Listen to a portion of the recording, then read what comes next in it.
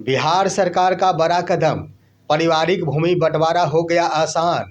एक ही आवेदन में परिवार के सभी सदस्यों का हो जाएगा बंटवारा। अपने भूमि को कर लीजिए सुरक्षित। दोस्तों नमस्कार, मैं हूं आपका दोस्त एसके चौधरी। आखिर बिहार के मुख्यमंत्री श्री नीतीश कुमार के निर्देश पर भूमि सुधार मंत्री विजय कुमार सिन्हा के द्वारा एक बड़ी पहल करते हुए भूमि सुधार मिशन जनसंवाद कार्यक्रम में बड़ा बदलाव करते हुए आमजनों के भूमि सुरक्षित रखने हेतु एक बड़ा कदम उठा लिया गया है।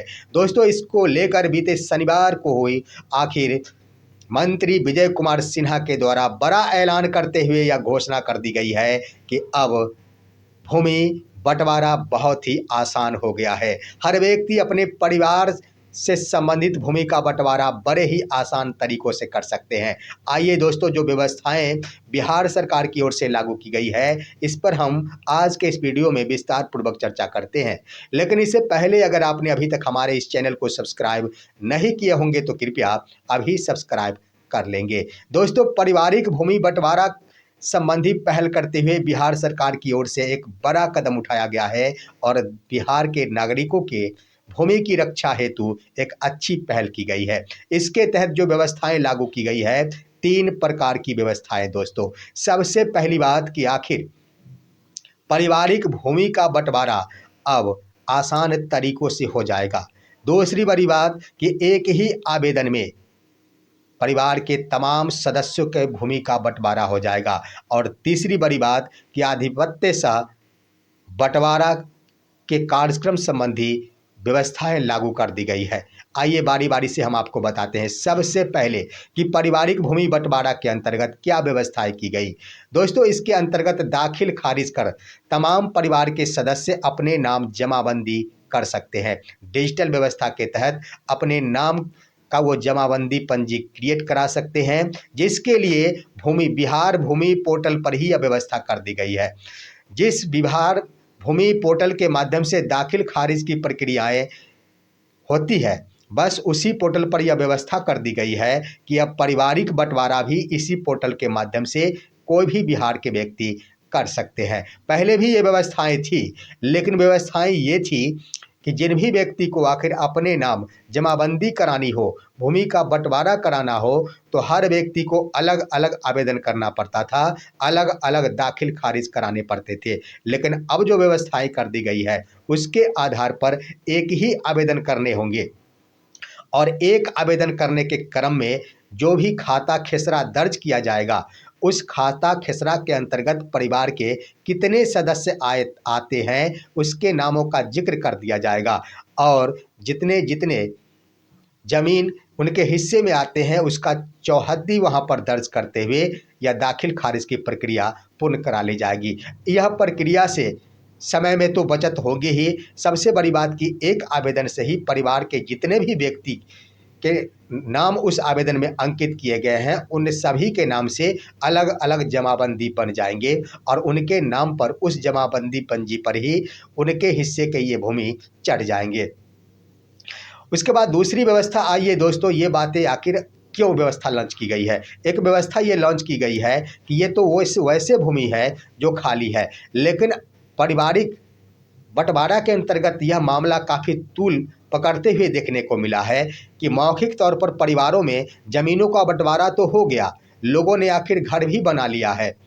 उसके बाद होता क्या है कि लोग, परिवार के ही अन्य सदस्य, उस मौखिक बंटवारा को नहीं मानते हैं और उस पर अपना दावा ठोक देते हैं, जिसके लिए यह पारिवारिक बंटवारा संबंधी व्यवस्थाएं लागू की गई है।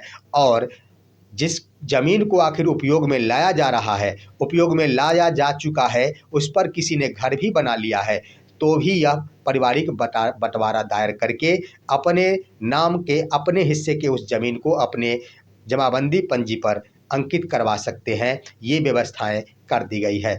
अब आइए दोस्तों, उत्तराधिकार सह बंटवारा, यह आखिर क्या व्यवस्थाएं हैं। तो उत्तराधिकार सह बंटवारा वो है कि अगर किसी के पूर्वज की मृत्यु हो चुकी है और उस पूर्वज के अंतर्गत जितने भी सदस्य आते हैं और उनके नाम के जो भी जमीन संपत्ति है, उन्हें परिवार के तमाम सदस्यों के बीच में बंटवारा हो जाना चाहिए।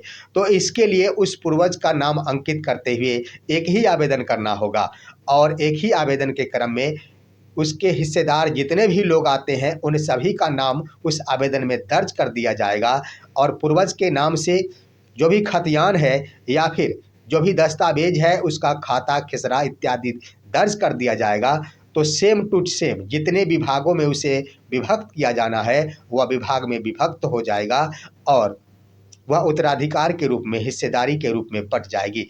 तो इस तरह से नई व्यवस्था लॉन्च कर दी गई है। इससे आसान होगा कि अगर परिवार के किसी बुजुर्ग व्यक्ति या फिर स्वामित्व वाले व्यक्ति की मृत्यु हो जाती है और उसके बाद शेयर को लेकर एक संशय बना रहता है कि किसके हिस्से में आखिर कौन सा प्लॉट जाएगा, जिसको लेकर समस्याएं उत्पन्न हो जाती है। तो ये व्यवस्थाएं कर दी गई है। आपके मन में यह सवाल उठ रहा होगा कि अभी तक मौखिक व्यवस्था के तहत तो लोग प्लॉट का बंटवारा कर लिया करते थे कि मेरा वो प्लॉट हुआ, मेरा वो प्लॉट हुआ, लेकिन अब सवाल बन रहा है कि क्या प्लॉट दर्शा दिया गया तो क्या एक ही प्लॉट में परिवार के सभी सदस्यों की हिस्सेदारी बन जाएगी?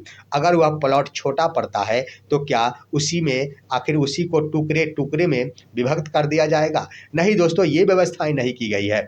ये आपको दर्शाना होगा कि आखिर पूर्वज के नाम पर पूर्वज के हिस्से आखिर कितने रकबे हैं, कितने ज़मीन है और उसमें बराबर शेयर के रूप में अगर दर्ज किए गए आवेदकों के नाम का शेयर बराबर हो जाता है, चाहे वो अलग अलग प्लॉट क्यों नहीं हो, तो इसके आधार पर भी उनके नाम या हिस्से चले जाएगी। ऐसी बात नहीं है कि प्लॉट में ही सिर्फ और सिर्फ बंटवारा होगा।